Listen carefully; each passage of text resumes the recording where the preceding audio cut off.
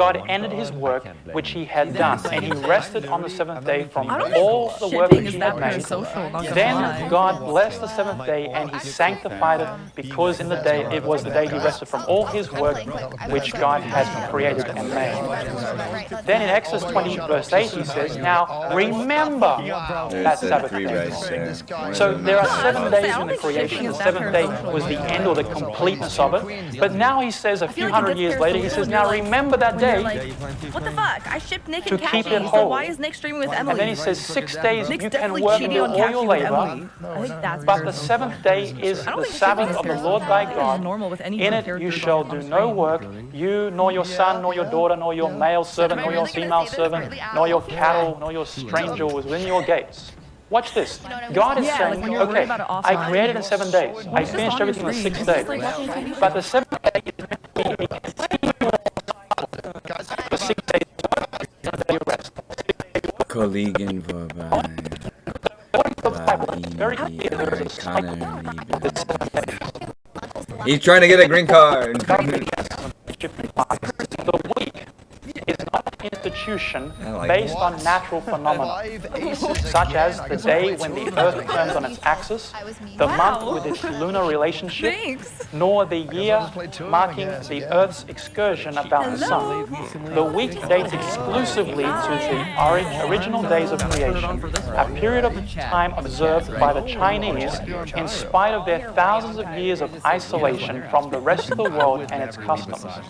An old Chinese saying, the returning seventh day, points out the fact that from very early times, the Chinese have recognized the recurring 7-day cycle, which marks the week. Even today, the 7th day of the first lunar month of the Chinese year is known as the birthday of mankind, just as it was not the day of man's creation, which was to be celebrated, but rather the following day of rest. So the Chinese celebrate the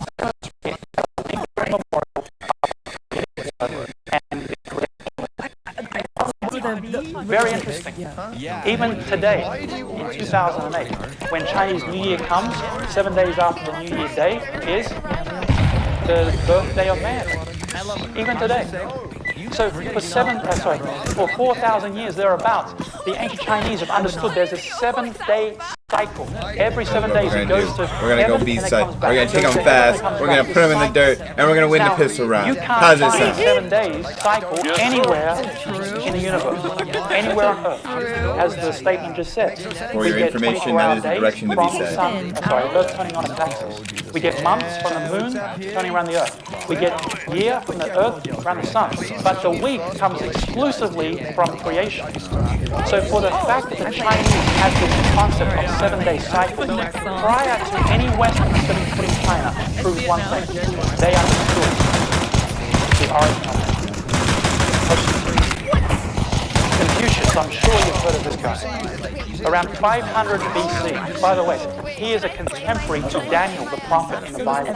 So Daniel was living in Babylon, and Confucius was living over there in China at the same time. Notice this. He writes, this rule goes and returns every 7 days it comes again.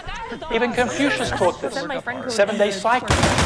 Now the only way to get 7-day cycle is if you believe in creation. We missed the dragon cycle. In fact, the French, looks like I'm not going to be raising children for another 11 years. Ago, they tried to get rid of the 7th day because they knew it came from creation. So they introduced a 10-day week because they were basing everything on decimal systems. So they said, let's have 10 days, not 7 days. Well, after about 2 months of that, the animals started going crazy. Chickens started jumping up and down and coming to the coop at the wrong time. Everything was messed up because of the cycle. Very strange. You wouldn't think would happen. But it did. So now let's look at the understanding of the Chinese, how man became sinful. In his Chinese classic written around 2,000 years ago called The Mountains and the Sea, it writes this: there was a sacred tree and a tree of immortality.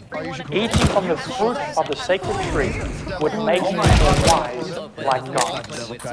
2,000 years ago, the ancient Chinese in their class wrote, there were trees. And there we go, everybody. Great work. also producing immortality.